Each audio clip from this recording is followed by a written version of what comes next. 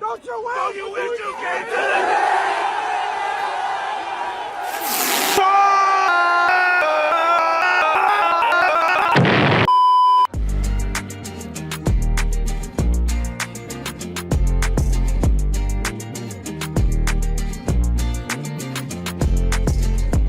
Hey, welcome on into another episode of the Big Time Sports Podcast Show. It's Mitch Spinella and Mitchell Balla here to give you the latest of what's happening in the sports world here in high school, college, and throughout the professional side. Mitch is going to be back this week, man. We're having a bit of a stormy weekend, and it's a lot of stormy stuff happening in the world of sports here as we recap it here on this start of the week. Yeah, Mitch, I'll be frank. It feels like a post-Browns loss on a Monday. That's about how it feels. Now we'll get into it later in the show, but we have a ton of things to talk about, including what's coming up on Big Time Sports this week. Yeah, we get into This Week in Big Time Sports, which is the segment we do at the start of every week that gives you guys an insight on what's happening in BTS broadcasting for this week. We have the Big Time Sports Show every week between Tuscarawas and Stark counties, which you will see this week on Wednesday, April 26th at 7 p.m. and Friday, April 28th at 10 p.m. You will see on the Big Time Sports Show the stars of New Philadelphia's softball program. The Quakers out to a solid start this year, and we'll have some of special guests coming up on the Big Time Sports Show in that respect. So as for the games that are coming up in Big Time Sports this week, a lot of streaming this week, and you can find all of these games streamed on BigTimeSportsOhio.com as well as the LBN app, the local broadcast network app. On Thursday, April 27th, for example, you'll be able to see at 5 p.m. the Indian Valley Braves take on the Strasburg Tigers in softball. And Indian Valley has been very competitive at Strasburg so far this season, and you will see the two squads face off at those times. You can also see the replays on Thursday, April 27th at 10 p.m. and Friday, April 28th at 6 p.m. On Friday, April 28th, while the Dover Crimson Tornadoes taking on the New Philadelphia Quakers in softball at 5 p.m. live stream time. On replay, you'll see them on Friday at 10:30 p.m. and Saturday at 6 p.m. Then for Saturday, we have another softball matchup featuring the Strasburg Tigers. It is the Tigers going up against the Garaway Pirates. You can find that live stream starting at noon on Saturday, April 29th on BigTimeSportsOhio.com and the LBN app. You can also find the replay on Saturday, April 29th at 8 p.m. and Sunday, April 30th at 1 p.m. You can find that on cable TV Spectrum 15 and 989 or MCTV 128 or WIVMTV.com. Watch all of our games and weekly shows anywhere in the world. I mean, Mitch, a lot of stuff happening there. What's happening on your side between the Big Time Sports Show and the local games that we're having this week? Well, Mitch, starting with the Big Time Sports Show, why not take a peek into one of the local area colleges? Walsh University. We will have Walsh University Athletics. We'll see who joins Joe Dunn on the show this week. You can catch that episode featuring all the ins and outs of Walsh Athletics Thursday at 7:30 p.m. and Saturday at 8:30 a.m. And then we have a live stream broadcast up here as well, Mitch, a baseball game on Tuesday, April 25th. The Lake Blue Streaks travel to Jackson to take on the Jackson Polar Bears in baseball.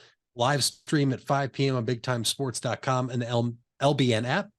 And then the replay at Tuesday at 10 p.m. and Wednesday at 4:30 p.m. Mitch, that game is shaping up to be a very big Federal League game for Lake after a disappointing week last week, and Jackson as they look to control their own destiny now atop the Federal League. No doubt. And once again, you can find all of these shows here on cable TV Spectrum 15 and 989, depending on where you are between Stark and Tuscarawas counties, or on MCTV 128, or check out the website WIVMTV.com. You can watch all of our games and weekly shows anywhere in the world. And be sure to check out the LBN app to find all those broadcasted live streams and Big Time Sports shows on playback later on in the week. So, Mitch, we kick it off here. We're getting to the latter stages of April, which means we're getting to the latter stages of the spring season. A number of games happening since this past Friday. We had a number of matchups that were washed out due to inclement weather throughout the week, especially on Saturday. So which games were able to get onto the field in your area, and which games do you feel should be highlighted on? Well, Mitch, there was a number of games that unfortunately got washed out this past weekend, obviously with a lot of storms here in Stark County in Northeast Ohio. A few teams were able to play. Some of those teams, including, venues that had turf. Jackson went to Solon Friday night and took on the Solon Comets. Jackson defeated Solon 5-3 in 8 innings. It was a nice win for Jackson, who capped off a perfect week in their Federal League bye week. A couple other games. You had McKinley taking on Canton South. That's always a nice little backyard rivalry as the two schools aren't that far away from each other. That was played at Munson this past weekend. You had McKinley and Canton South playing this weekend, obviously turf over at Thurman Munson Memorial Stadium. But Mitch, really, that was the only action we saw on the field for baseball and softball. How about a huge congratulations to the Perry boys track and field team who rolled to a Stark County championship this week? That was still taking place rather, even though it was raining. And then the Jackson girls won their third straight Stark County track and field title, led by a name we've talked about a lot during the basketball season, Lena Patabanlamich, who is now, season still to go, but she is looking to place for her fourth consecutive year at states in the high jump and numerous other events. But Jackson girls and Perry boys coming away with the Stark County championship titles this weekend. Big wins for both sides there, especially Perry. It was very impressive, actually, how they were able to win, and they battled the weather all afternoon long on Saturday on a rainy, gloomy, some sun there, here and there. But really, it was a quiet weekend up here in Stark County in terms of what teams were able to get out and perform. No doubt. I mean, we only had a couple of area games that were able to get on the field Saturday, and that one of them was Strasburg beating Minerva 7-4 as Drew Lancaster picked up his first varsity win on the mound, going 6 innings, allowing 7 hits and allowing 2 unearned runs, 2 hits apiece for Caden Dugan and Derek Risler as the Tigers improved to 6-8 on the season. Now, as for Dover's varsity baseball team, they got the benefit of 5 Worcester errors, but Worcester was able to win 10-8 on Saturday. Worcester had 5 runs in the first inning and 5 runs in the third and did not score the rest of the way. You had a bit of a tough day for Blake Ring, who only went 2 1/3 innings, allowing 9 hits, 10 runs, 9 of them earned, and 5 walks, while Colin Bruno did what he could for the remainder of the game. 2 hits allowed over the last 3 2/3 with 3 strikeouts, no runs allowed. So Dover was fell after that in that respect. You also had a number of games that will be upcoming throughout the remainder of this coming week here on Big Time Sports, as we mentioned during this week in Big Time Sports. And we'll take a quick break. When we come back, we'll go over some stuff that happened in the NBA postseason, including one game on Sunday that is going to put us in a mood. We'll stay with us. Hey there, folks. This is Mitch Spinell, and I want to give you guys a quick message regarding 988. If you don't know what 988 is, it was created to make it easier to remember how to get help in the event of a mental health or addiction crisis. This is different than a medical, fire, or police emergency where 911 should still be called immediately.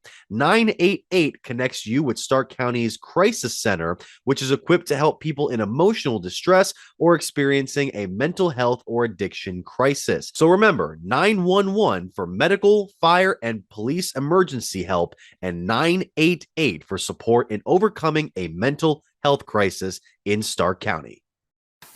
Buying a home has never been so affordable with record low interest rates. Hartzler's Quality Housing is ready to put over 40 years of experience to work for you. Family owned and operated since 1978, Hartzler's has a wide selection of model homes on site with a knowledgeable team to help make your new home a reality. Open 6 days a week. Visit them off I-77 in Dover or online at hartzlers.com. Hartzler's Quality Housing. Quality from start to finish. You deserve the best. And at Ferris Chevrolet, Buick, Cadillac, Toyota, that's what you get. We consider you, the customer, to be part of our family. Anybody can make promises, but when you visit Ferris, you get the Ferris deal from a Ferris wheel. So if you're looking for a car, truck, or van, think Ferris.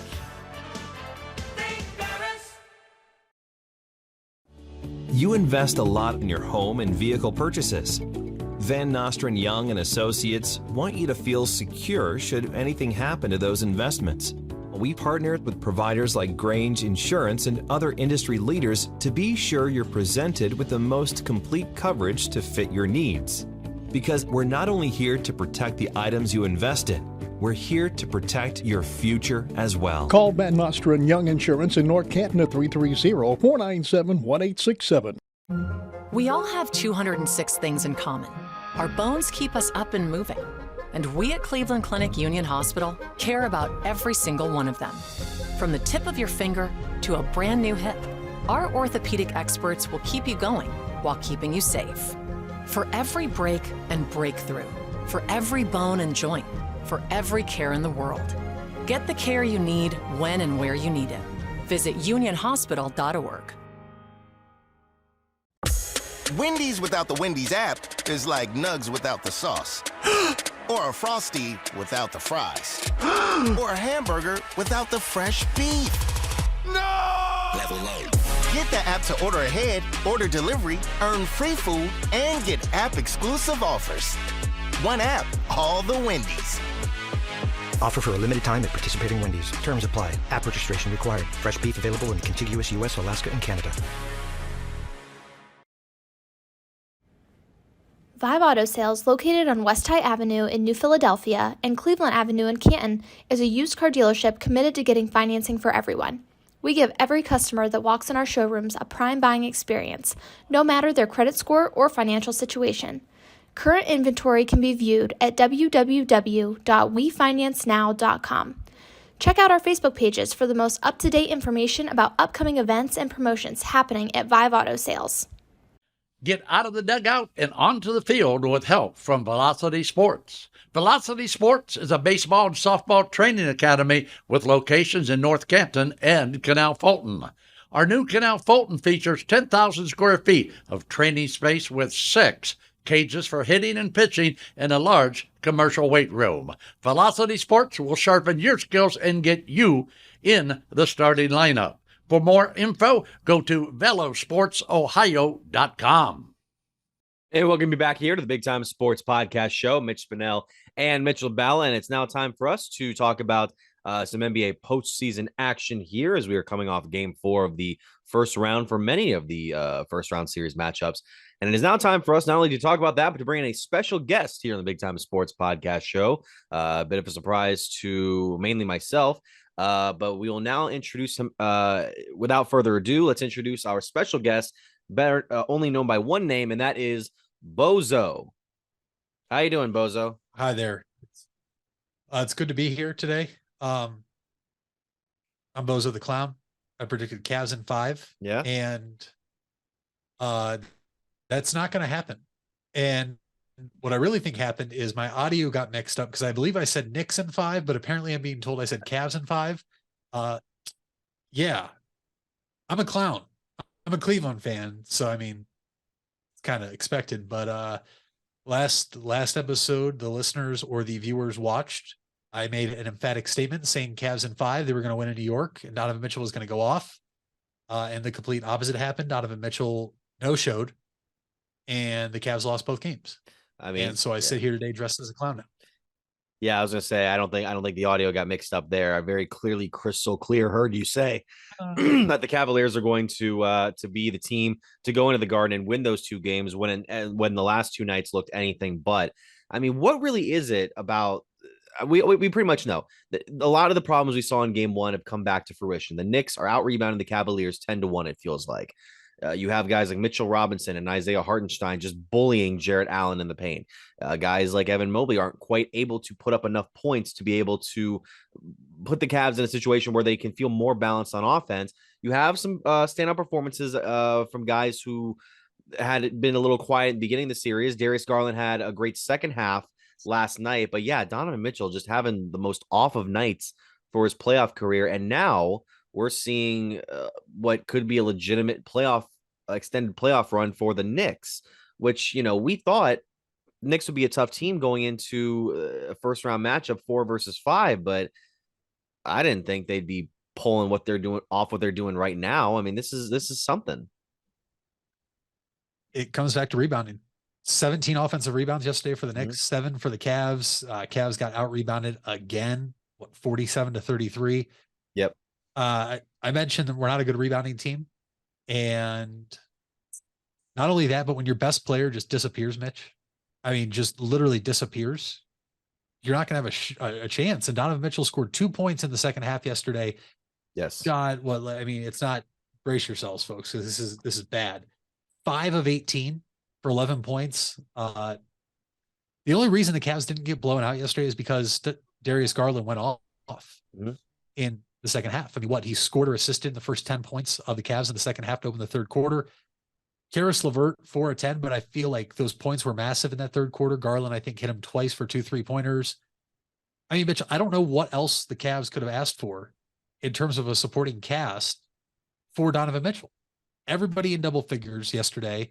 Mitchell with, the one basket in the second half to get to 11, 19 off the bench. Yeah, but between the rebounding, your best player not showing up, and JB Bickerstaff not knowing his rotation, we're doomed.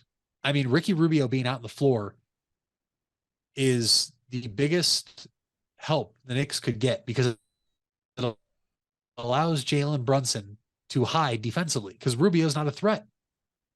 Jetty Osman, what do the Cavs see that we all don't? We've all seen him get cooked time after time after time defensively. And we just keep putting him out there. And next thing you know, he's on Jalen Brunson. Yes. That's a big part of, yeah. It's frustrating. All right, I gotta take this off. It's hurting my nose. But it's frustrating. And I don't get it. Like, Mobley finally had a decent game, but Mitch, he's getting bullied. Jared Allen's getting bullied. We have 2 7-footers that are afraid of anybody coming down the lane. There's other teams in the NBA that have centers that will put guys on their butt when they come down the lane.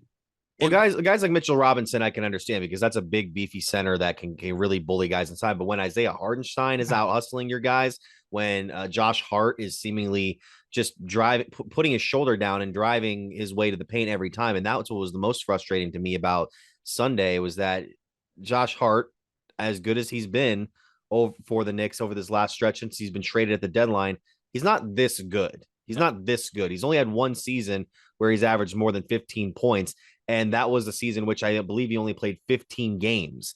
So when you look at that, there's no reason to see him come into that starter's role and score 19 points, have a couple of big offensive boards late in the game, which would then lead to Knicks 3-pointers. There were multiple points yesterday where we would have a scenario like that. Big 3-pointer missed by the Knicks. Knicks get the offensive rebound, kicks it back to Brunson, bang, as Mike Breen usually says. It was frustrating to watch. And even when this is the thing too, Julius Randle played terrible yesterday as well, but because they won, we're not hearing about it. So that's why a lot of the focus is on Donovan Mitchell right now. And because of the way the Cavaliers have lost these last 2 games, you go into a game 5 where you're wondering if you can even salvage that, because I'm losing more and more faith that this can be a serious comeback. But I'm hoping they can salvage game 5, but I don't know if it can happen. I don't even know if I want them to, Mitch. I have no confidence whatsoever that this team can win in New York. And they don't hustle. Their lack of effort from the Cavaliers in this entire series is pathetic. They are getting outplayed, out hustled for every loose ball. And it brings me back to my point when I look at this box score and it says DNP, coach's decision, did not play. You have a guy that throughout the regular season, when he had an opportunity, Mitch, he was on the floor. He was going for every loose ball, every jump ball tie-up in Lamar Stevens, and he has not played. But we're putting Jet Johnson out there who can't guard anybody. We have Ricky Rubio out there who played 6 minutes and didn't attempt a single shot yesterday. And it's why? It's so frustrating. Listen, I know Karis LeVert, it worked in game 2. Mitch, he shouldn't be starting. The reason Karis LeVert is so, I don't want to say great, but is very good for us off the bench is because he plays alongside one of the 2 in Garland and Mitchell. Putting him out there with both of them on the floor obviously is going to limit what LeVert can do. And it worked to start the second half yesterday, him playing point guard, Garland off the ball. It was awesome. But this Cavs team, and right now JB Bickerstaff is getting laps ran around him by Tom Thibodeau and the New York Knicks. He looks lost. How do you not know your rotation 82 games? Well, I don't get it. This team is extremely frustrating right now. I fully expect Donovan Mitchell to come back and have a huge game in game 5, but I'm not going to be shocked if we lose because he takes so many shots and maybe he's on fire, but could they come back? Yes. The Knicks blew a 3-1 lead a long time ago in the 90s, and it still haunts them. I have no faith this team can win in New York, and the Knicks just want it more. And now I feel like a very big idiot thinking like, oh, I'm not afraid of the Knicks to play them in the playoffs, because they have taken it to the Cavs The Cavs have done absolutely nothing to stop them. And you said it, Julius Randle, 7 points yesterday, 2 rebounds, and they still beat you by 9. It goes to show that starting 5 right now might be a little more well refined than Cleveland's is. And as far as the bench goes, Isaac Okoro doesn't bring you enough offense to warrant his defense becoming a starter. We know that. Cedi Osman has been arguably the best spot shooter among the reserves for Cleveland, but even when he's not on, it can be very tough. Danny Green is not getting enough shots to even warrant the trade that we made during the deadline. Ricky Rubio is just a black hole right now. And Lamar, I mean, I like that he can be scrappy and hustle, but I don't think he brings up enough offense either, even less so than Okoro.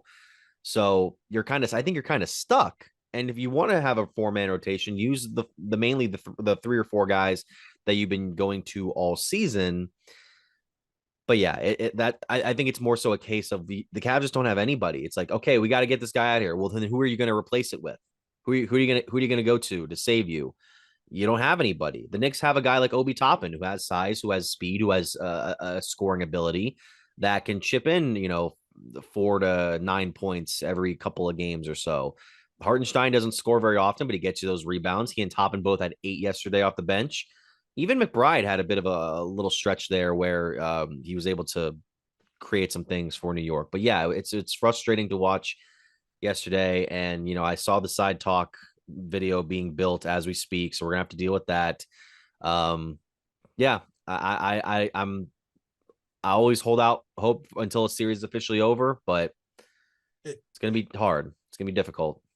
It's going to be extremely difficult because we've seen it happen before, and we had LeBron, and Donovan Mitchell is not LeBron. And right now, Donovan Mitchell, the question is just a very unexpected game in which he didn't show up. And Mitch, this is if they lose to the Knicks, it's a failure of a season because the goal wasn't to make the playoffs. The goal was to win a playoff series, which they were primed to do. But Mitchell has been played by Jalen Brunson, which we all laughed when the Knicks signed Jalen Brunson to that deal, thinking, "Oh my gosh, is he really worth that money?" Really? I mean, the money I think I can understand, but at the time, people were like, "Oh, is Dallas making a mistake just letting him walk?" Turns out they did. Yeah, they did 100%. But I mean, when you looked at the contract at the time, is Brunson really worth that much money? And I mean, he's outplayed Mitchell. And right now, the Knicks look smart, even though they wanted Mitchell the entire time. Let's not act like they didn't. But going with Brunson and never being able to acquire Mitchell, they look smart. And my biggest worry, though, is if you haven't heard it enough, folks, Donovan Mitchell expected to be a Knick in the offseason before he was traded to the Cavs. If we lose this series, does he already have wandering eyes thinking, wow, how much better could the Knicks be if I go there? Because he's going to be a free agent here in a couple of years. I don't know if it's after next season or if it's 2 more seasons, but yeah, 2 more seasons.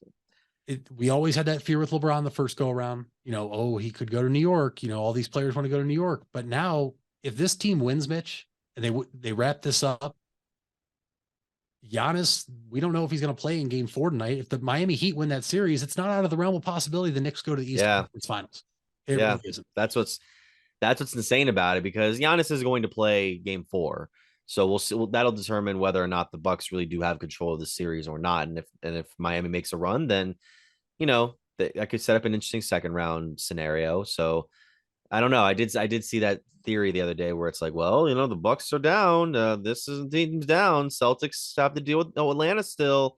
Philadelphia is going to blow past the first 2 rounds, I think, unless they completely shoot themselves in the foot like the Cavs have done so far in this first round series. But yeah, the other series, as far as going over them, they're really, most of them are over, I would say, even though one I thought was going to be over last night and wasn't, which was Minnesota beating Denver to stay alive 3-1. That'll be wrapped up in a couple of days, I'm sure. Celtics did what they had to do against Atlanta. Warriors using that playoff experience to pull away against the Kings, and you got to win game. I mean, I would think maybe Kings have a must-win game 5, because even if you have Sacramento for the next 2 out of 3 potentially, that's hard to do against Golden State. We've seen teams put them in that spot before and they've come back. That's going to be tricky. the whole Golden State thing, Mitch, whenever you make a run in the playoffs or make a deep run, yes, you have to have a great team, but there's always the breaks of luck. You have to catch a break. Yeah. Steph Curry calling timeout yesterday without a timeout and giving the ball back to the Kings, and they still win. Mm-hmm. Why do I feel like if that's any other team in the NBA, they don't win? But because I don't know. I mean, and Curry just makes one of the biggest mistakes you can in calling a timeout. Right. And it was like, of course it happened in Golden State. Of course they got away with it. Yeah, I guess. I mean, and then Philadelphia beating Brooklyn. We knew that was going to happen. Suns beating the Clippers now. So Clippers are down 3-1. The other LA team is up 2-1 on the Grizzlies heading into game 4. And of course, the story should just be Lakers win over the Grizzlies. LeBron and AD combine for 56. But of course, that's not what the story is. The story is the same nonsense that we have to go through with this man since the last, I don't know, what was it? It's been 4 or 5 months since this man first broke onto the scene. I know he had the situation with Gary Payton last year where he broke his elbow and knocked him out of the playoffs. But this man, Dylan Brooks, this guy is taking every single opportunity to place himself more and more on where you are right now, the clown pedestal. And it just gets dumber to the point where the headlines that come out from his practice press conference today, where I'm going to maybe have some thoughts on this that, you may not outwardly share. But Brooks having this whole thing, if you guys haven't seen this, during his practice press conference following the game 3, where he gets ejected after getting into it with LeBron again. I mean, the guy he calls old a few days before game 3, and then does what he does in this whole right as the Lakers are getting out to the fastest of starts, Mitch. They were up 35-9 at one point, which made all the garbage talk look so much worse than it was. They're much worse. Yeah. Made it look so much worse. Then Brooks strikes him in the groin, and then I'm tired of it. I'm done. I know he's not going to get suspended for game 4, and I don't necessarily think he should, because I don't know if that was necessarily a purposeful strike to the groin. But even then, it's just like, oh my God, buddy. And then to come out and say, what was the quote here? That basically the call that was made by the official during that game 3 to eject him wasn't given a reason for it, but he basically was quoted as saying, quote, "The media making me a villain, the fans making me a villain, and then that just creates a whole different persona on me." Buddy, it's called reputation for a reason. There's a reason people are going to think you're going to do something stupid like this, because you've done something stupid like this. And I'm not even talking about it as a Cavaliers fan who saw him go after Donovan Mitchell during that altercation a few months ago. You got into it with I believe the Lakers a few months ago, to the point where Shannon Sharp had to get involved. Then you called him, what was it? A pedestrian, a public citizen or whatever. That wasn't cool. And then you have the holes. I'll give him this. The whole entirety of the Grizzlies thing, mainly from John Morant, made the Grizzlies look a lot much worse than if it had just been Brooks's shenanigans.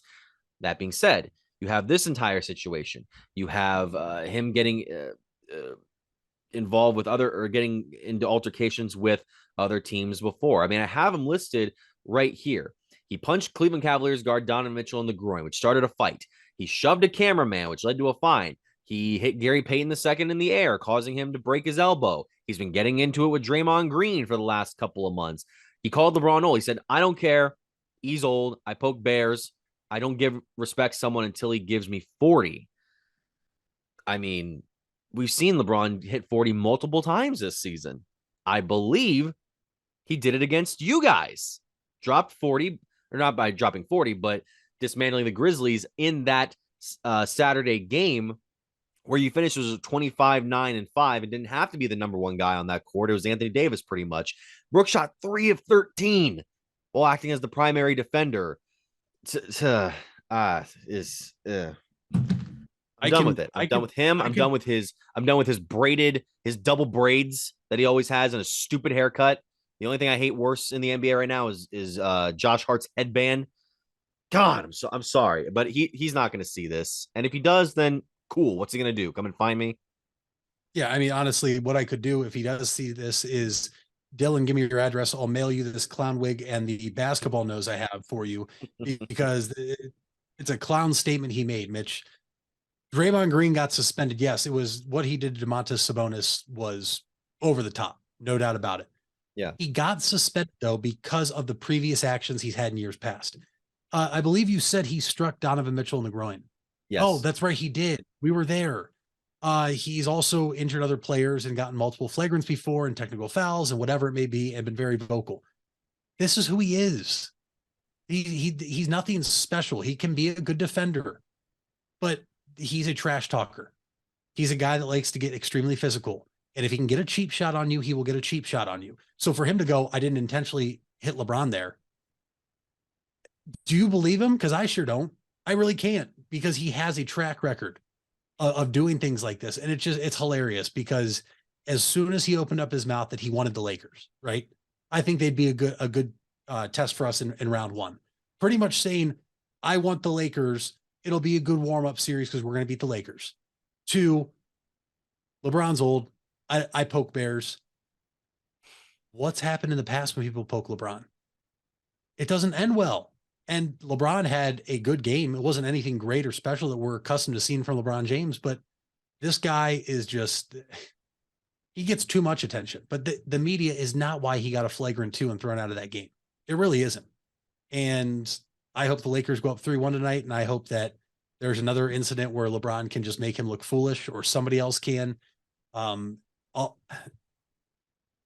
Grizzlies can't play much worse than they did in that first quarter, Mitch. And really, that was the difference. I know the final score was the Lakers won by 10.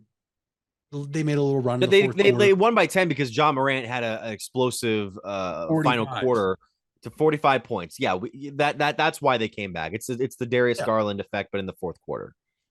And so we'll see. But I mean, if you're Dylan Brooks and you lose this series and LeBron does own you, he's going to have to give it up at some point. And listen, I'll give him all the credit because he still tries to talk trash and back it up, but he's not very good at backing it up. And when is enough? Like, when are the Grizzlies going to say, all right, you're done. Like, we can't have this anymore. When are we going to move off you? Because I don't want to say he's like Patrick Beverley, but Pat Beverley, although he might not be in the scorebook all the time, Mitch, he still does some good things on the court. Pat Beverley is an instigator. Yeah. He's an instigator. But he does things to make up for it. Yeah. Exactly. Draymond Green is an instigator, but guess what, Mitch? He's a what? 4-time NBA champion, right? A future Hall of Famer, multiple-time Defensive Player of the Year. Yeah, guess what? The Warriors put up with this annex because he helps them.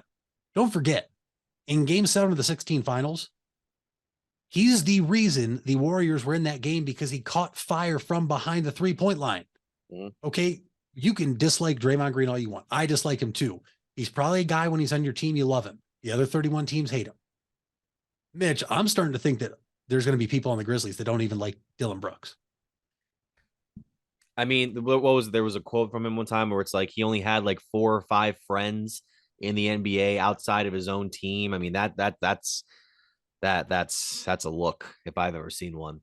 All right, when we come on back, we'll go into some more lighter stuff. I mean, the Guardians played this week. We'll talk about the draft, and stick with us right after this.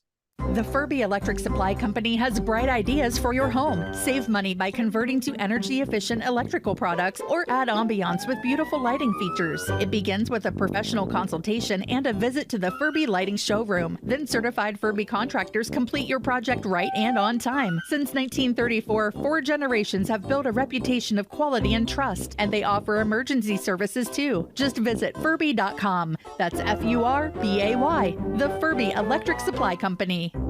You asked for it and we listened. Buckeye Career Center is now offering Certified Nail Technician as an adult education program. This 216-hour course begins in November and will run Tuesday through Thursday evenings from 5 to 9 p.m. Learn manicures, pedicures, infection control, salon operations, and more. Other part-time certification courses starting this fall include phlebotomy and welding. Call 330-339-2288 to register or visit BuckeyeCareerCenter.org for more information. If you're looking for a new or pre-owned car or truck, why not see the Parkway Auto Group? Parkway is a special group of automotive experts with 8 brands to satisfy your needs. Come see the difference at the Parkway Auto Group on Commercial Parkway in Dover. 8 brands and 1 family. It's Parkway Auto Group.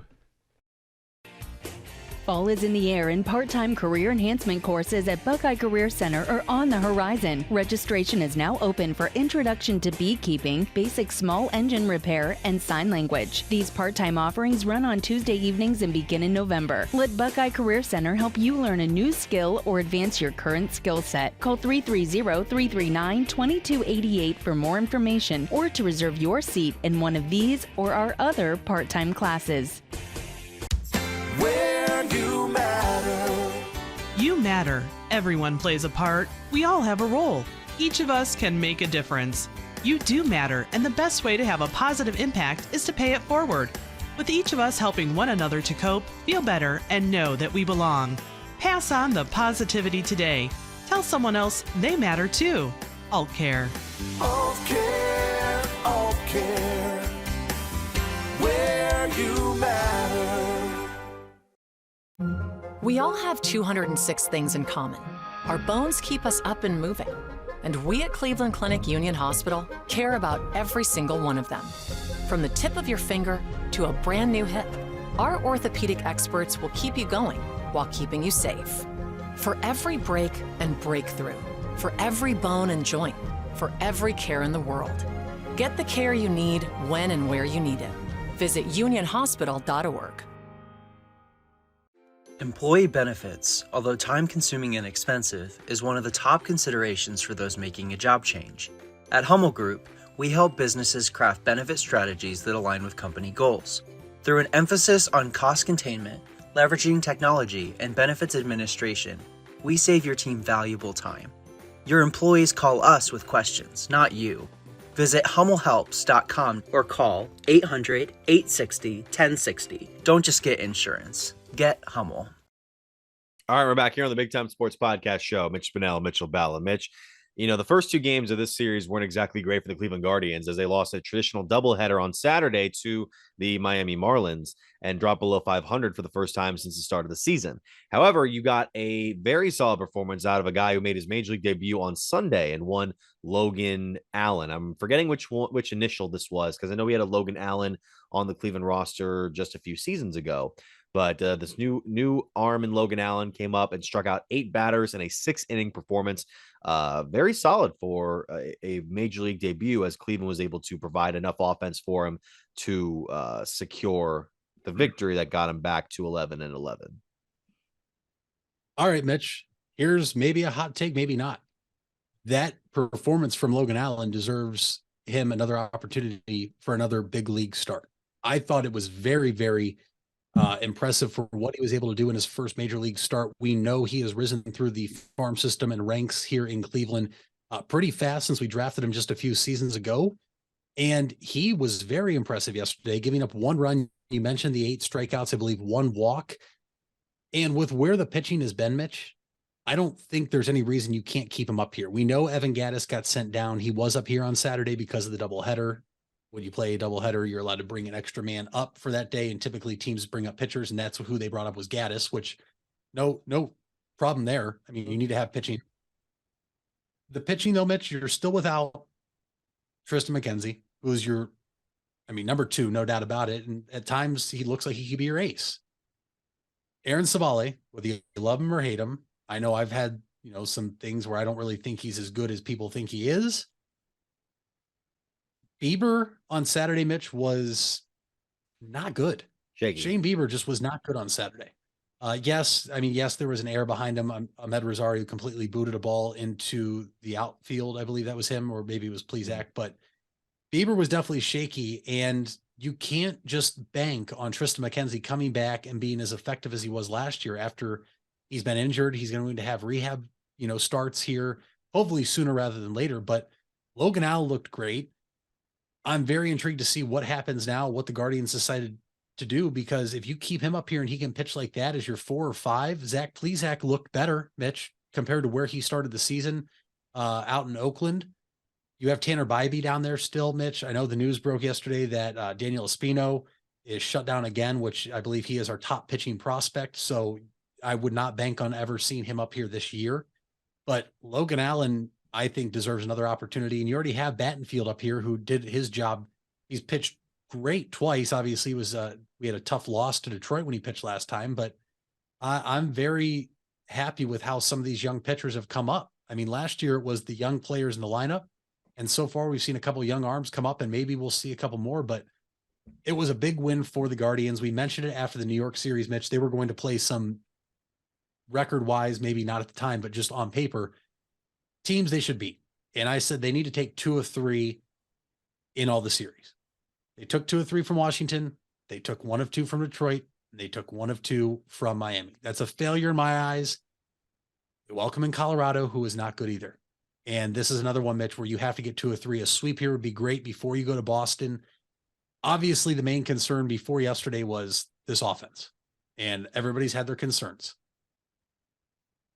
A year ago yesterday to the date, the Guardians were 3 games below 500 and 3 games back of the Minnesota Twins in the division. Mitch, they're 500 right now and 1 game behind the Twins in the Central Division. This is a team that under Terry Francona typically does not perform well in April. With how they started off against Seattle and Oakland, I thought, okay, you know what?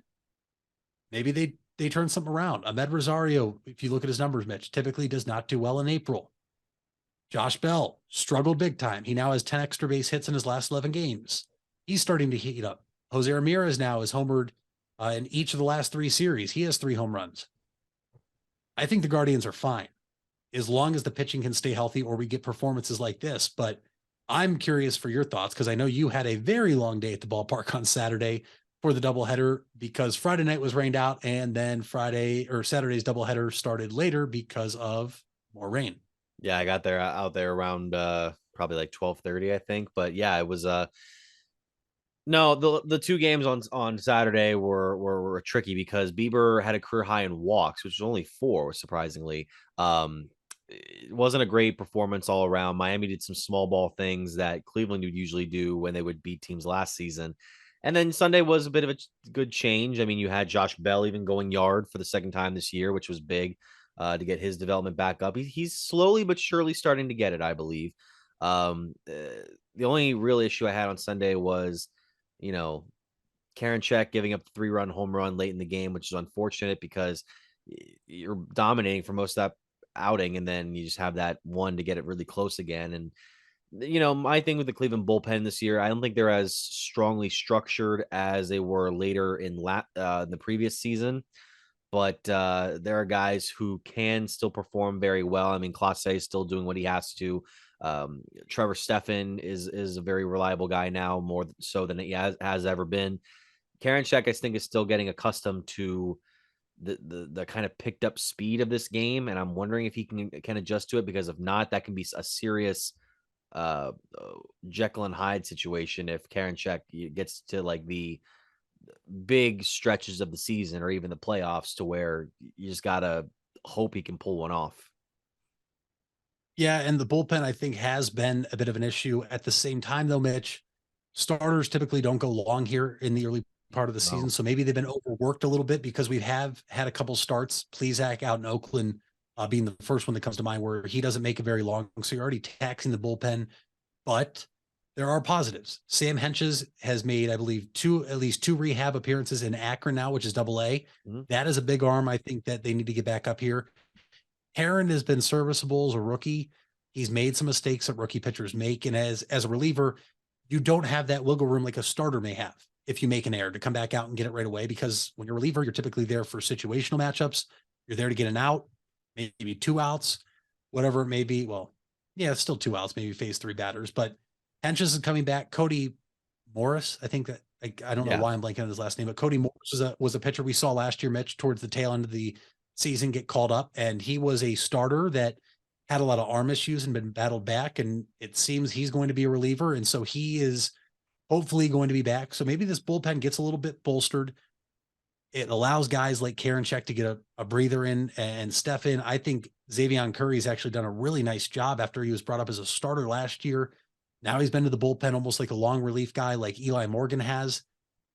I'm still not pressing panic yet. I will say, if this team goes to Boston here this weekend, a team that their pitching staff is just horrible, if we can't score runs on a staff like that, because even though Detroit's not good, Mitch, their pitching staff actually this year has not been as bad as we've seen over the past few years. If we go to Boston and can't score, that might be the start of a red flag for me. But they have to take care of Colorado tonight in Cleveland. It's a 3-game set. Colorado has lost, or is 6-17, Mitch. 6-17. They're 3-10 on the road. They're just coming off losses to the Pirates, who, by the way, are in first place in the National League Central Division at 15-7. And Derek Shelton just got an extension. Yeah, I mean, that team has been a very big surprise in baseball. And I don't know if you saw, but the really cool story of the call up yesterday of the 33-year-old who's had over 1,000 at bats in 11 years in the minor leagues and has never gotten called up to the bigs. He was called up yesterday. That's just a really cool moment if you're just a baseball fan in general. But what's in the past is in the past. You're 500. You could still finish this month of April off above 500, which I think is the goal for Cleveland, especially before you head to New York next week to take on the Yankees. No doubt. And we'll come right back here after quick messages here on the Big Time Sports Podcast Show. Hey there, folks. This is Mitch Spinell, and I want to give you guys a quick message regarding 988. If you don't know what 988 is, it was created to make it easier to remember how to get help in the event of a mental health or addiction crisis. This is different than a medical, fire, or police emergency where 911 should still be called immediately. 988 connects you with Stark County's Crisis Center, which is equipped to help people in emotional distress or experiencing a mental health or addiction crisis. So remember, 911 for medical, fire, and police emergency help, and 988 for support in overcoming a mental health crisis in Stark County.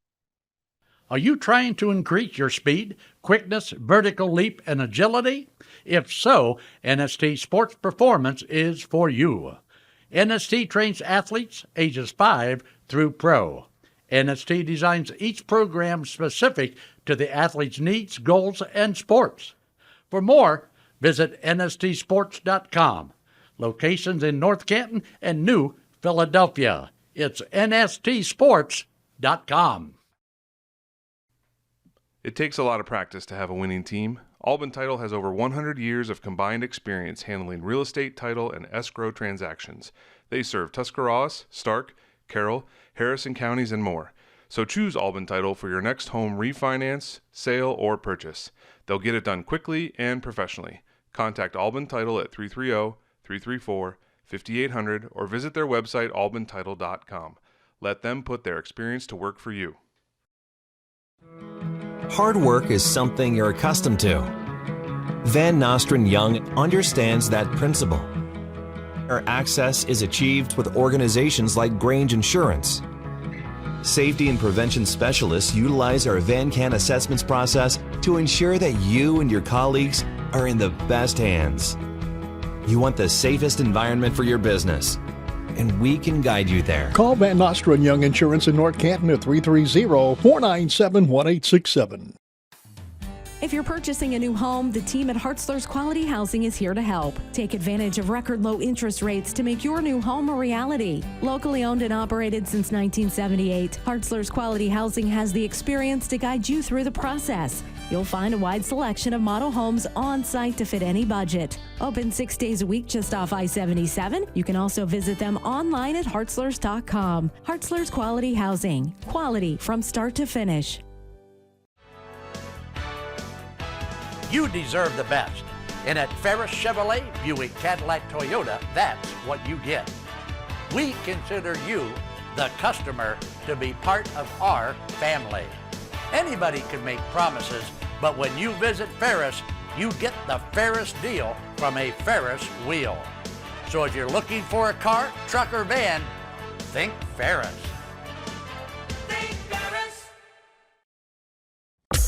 Wendy's without the Wendy's app is like Nugs without the sauce. Or a Frosty without the fries. Or a hamburger without the fresh beef. No! Level low. Get the app to order ahead, order delivery, earn free food, and get app-exclusive offers. One app, all the Wendy's. Offer for a limited time at participating Wendy's. Terms apply. App registration required. Fresh beef available in contiguous U.S., Alaska, and Canada. Get out of the dugout and onto the field with help from Velocity Sports. Velocity Sports is a baseball and softball training academy with locations in North Canton and Canal Fulton. Our new Canal Fulton features 10,000 square feet of training space with 6 cages for hitting and pitching and a large commercial weight room. Velocity Sports will sharpen your skills and get you in the starting lineup. For more info, go to velosportsohio.com. Turning 65 soon or already on Medicare? Hummel Group can help you explore your options and find a plan that fits your unique healthcare needs and budget. Our experienced agents provide personalized advice and help you compare plans from top insurance carriers for free. We're here to help you find the Medicare plan that's right for you. Visit HummelHelps.com or call 800-860-1060 to speak to an agent about Medicare.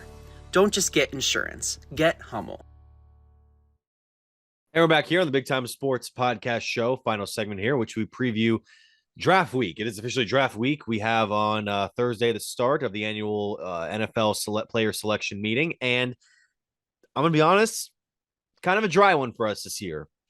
Because we're Browns fans, because we want to see who is going to get picked, we're going to be really focusing on who other teams are going to be picking, as the team is not going to have a pick until round 3.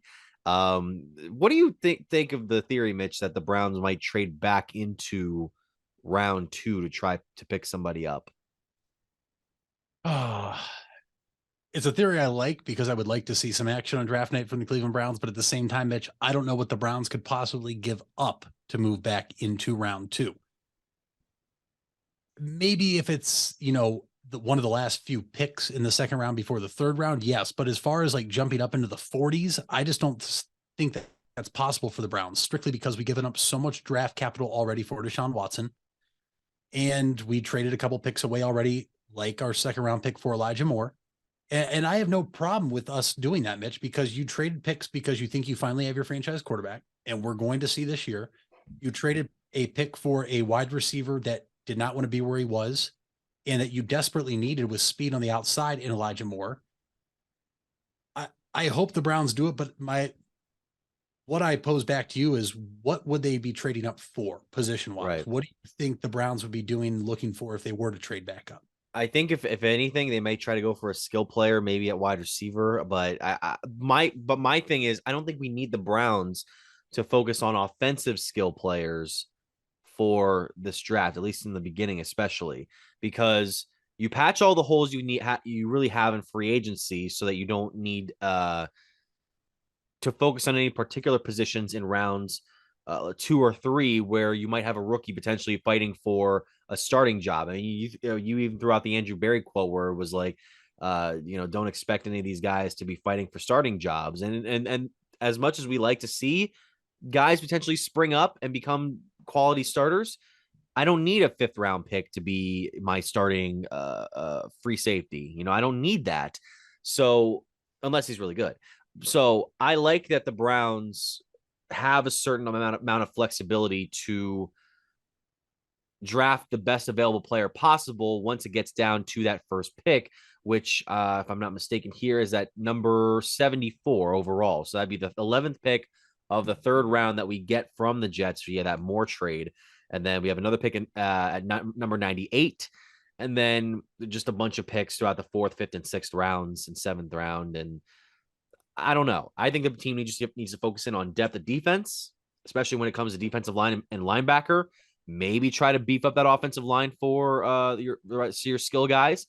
And I don't know. Maybe you can make a few trades here in the later rounds to try and pick up some other assets later down the line, because you don't have a 1st round pick till 2025. I'm not saying you're going to trade for a 1st round pick within these next couple of years in this particular draft, but I don't know.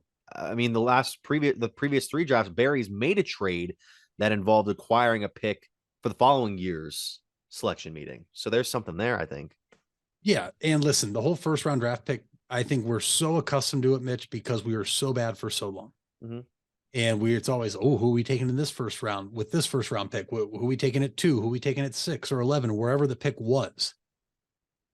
If Deshaun Watson is as good as he was in Houston and regains that form, your first round picks for the 3 years we lost them are so well worth it.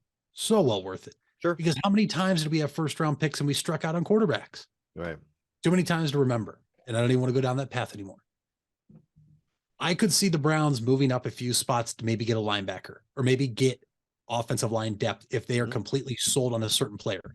And let's remember, Mitch, there's always going to be guys that are slated by these experts that are always going to slide. Reasons why, unknown. Some might be like a Laramie Tunsil incident where a video surfaces the night of the draft. Others might be teams were high on them. They brought them in for private workouts. They didn't do that well. Someone like Davis for Georgia, who has the off-field incidents.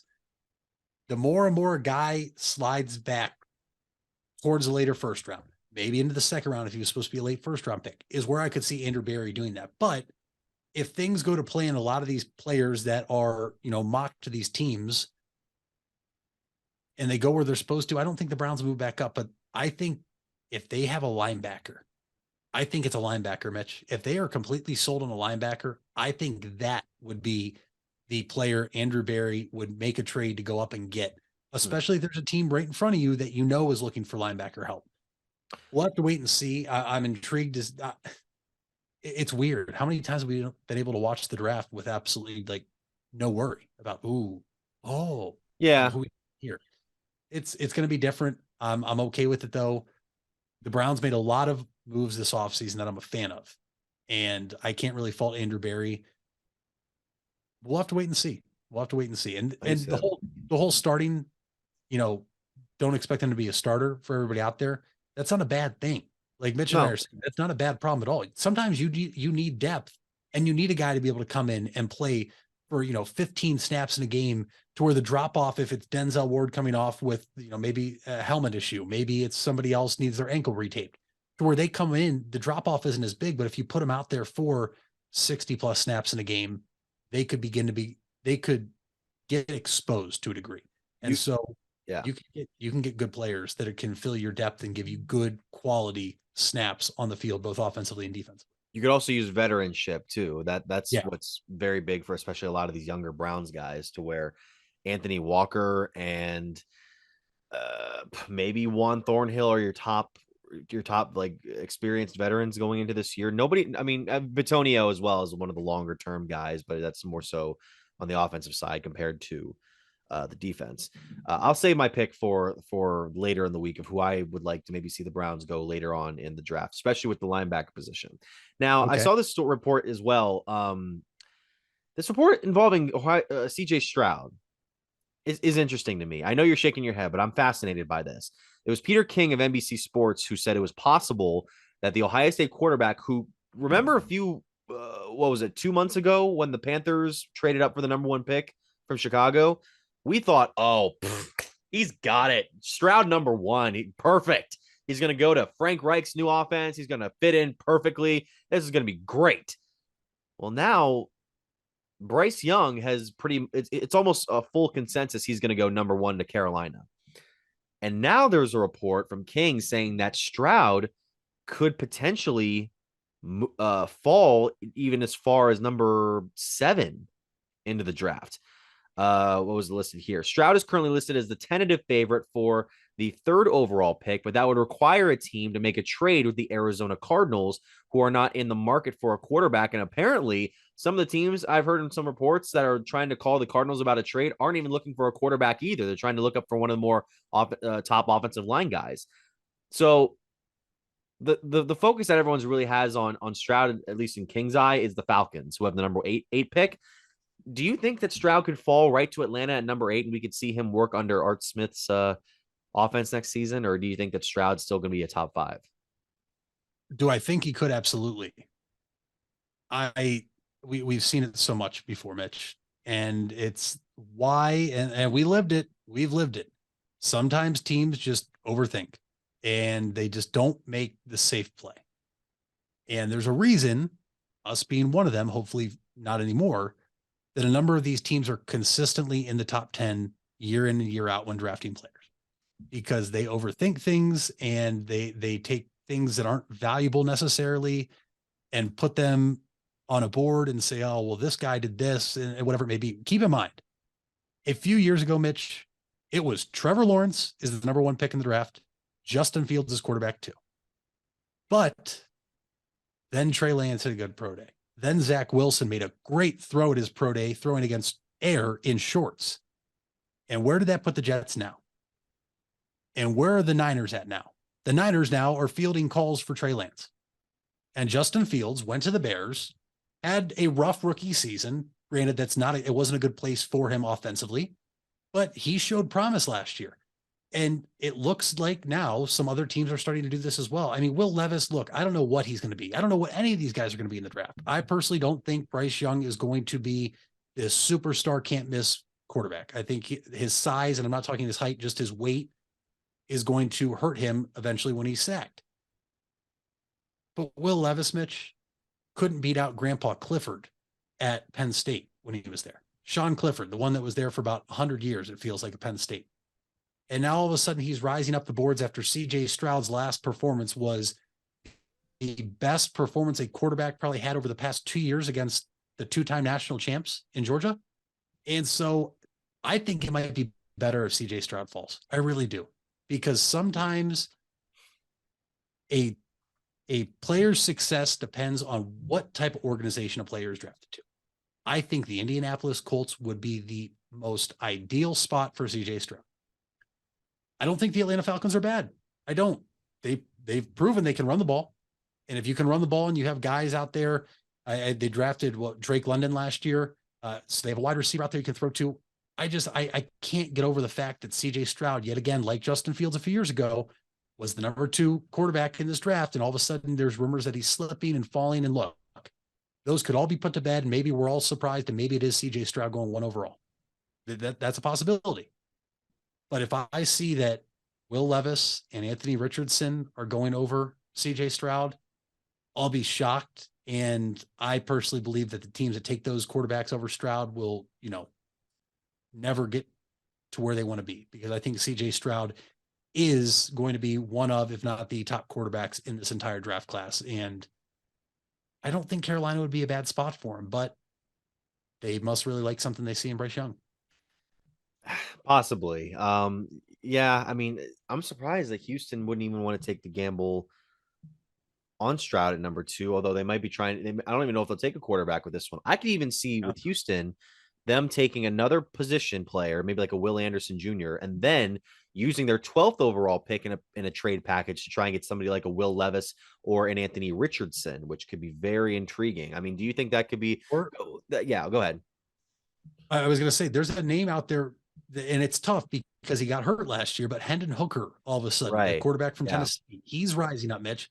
He could be there for the Texans' 2nd pick.